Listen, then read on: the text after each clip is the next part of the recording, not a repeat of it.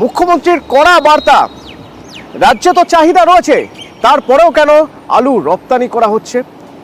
কিন্তু এই কড়া বার্তার পরেও এক শ্রেণীর ব্যবসায়ীরা তারা শুনছেন কোথায়? তখন আরো কড়া পদক্ষেপ। এইভাবে আলু রপ্তানি করা যাবে না। তাতে সমস্যা কি হচ্ছে? এক তো চাষিরা মার খাচ্ছেন, অন্যদিকে বস্তা পিছু মাসুল দ্বিগুণ বেড়ে গেছে। আর তখনই হিমঘরে আলু মজুত করে মুনাফা লুটের অভিযোগ ফোড়েদের বিরুদ্ধে, এবং ব্যবসায়ীরা ধর্মঘট করছে। সেই ধর্মঘটে এবার খোলা বাজারে আলুর দাম বাড়তে পারে। ঘাটালে ধর্মঘট করছেন আলু ব্যবসায়ীরা, কোল্ড স্টোরেজ থেকে আলু বেরোয়নি, আলুর দাম বাড়তে পারে। ক্রেতা বিক্রেতা তারা সমস্যায় পড়তে পারেন। কে শোনে কার কথা? সুকান্ত প্রতিনিধি আমার সঙ্গে রয়েছেন। সুকান্ত, ব্যবসায়ীরা কি বলছেন?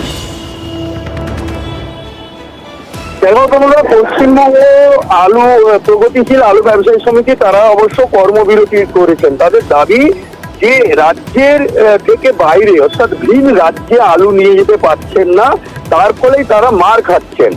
আর এই যে বর্ডার সিল করা অর্থাৎ ভিন রাজ্যে আলু পাঠানো বন্ধ করেছে রাজ্য সরকার, কারণ কয়েকদিন ধরেই আলুর লাগাম ছাড়া মূল্য বৃদ্ধি।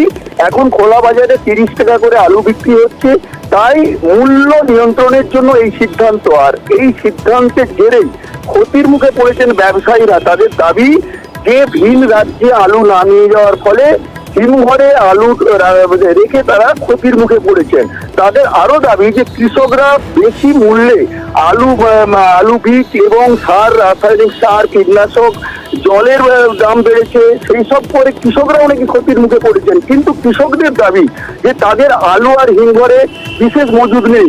তাহলে এই যে কর্মবিরতি অর্থাৎ হিমঘরে থেকে আলু বের করার যে কর্মবিরতি, সেই কর্মবিরতি নিয়েছেন যারা অর্থাৎ পশ্চিমবঙ্গ প্রগতিশীল আলু ব্যবসায়ী সমিতি এবং হিমঘর মালিক সংগঠন, তারা যে আলু হিমঘর থেকে বের করার কর্মবিরতি নিয়েছেন কেন না তাদের আলুর দাম বাড়ানোর জন্য, অর্থাৎ মুনাফা করবেন তারাই।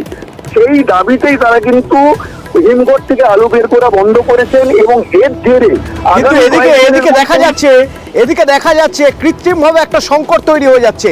আর যে সংকটের জন্য আলুর দাম বাড়ছে, আলুর দাম বাড়তে পারে, বাজারে ভালোই প্রভাব পড়তে পারে।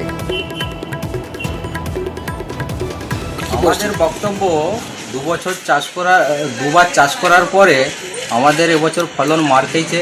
সেই আলু আমরা স্টোরে রেখেছি, সেই আলুর দাম আজকে বাড়ছিল, কিন্তু সরকার পুলিশের হস্তক্ষেপে সেখানে বর্ডার ঘিরে দেওয়ার জন্যে কোনো ব্যবসাদার আলু নিতে যাচ্ছে না, আলুর দাম কমে গেছে, আমরা নাজেহাল হয়ে যাচ্ছি, আলু বিকতে পারিনি। আমাদের সমস্যা কি? চাষিরা বিষ খেয়ে আত্মহত্যা করছে, সেই পথ ছাড়া আর কি আছে চাষি? মানে খোলা আছে মালিকদের, কিন্তু আলু ব্যবসাদাররা আলু নামাচ্ছেন। আমরা খুলে বসে আছি, মানে এমনি আমরা ডিউটি করছি। এবারে মিটিংয়ে ফয়সালা হলে বা এখানে ব্যবসা সমিতি সভাপতি আছে, সম্পাদক আছে, ওনারা এসে বললেই আলু হয়তো নামবে।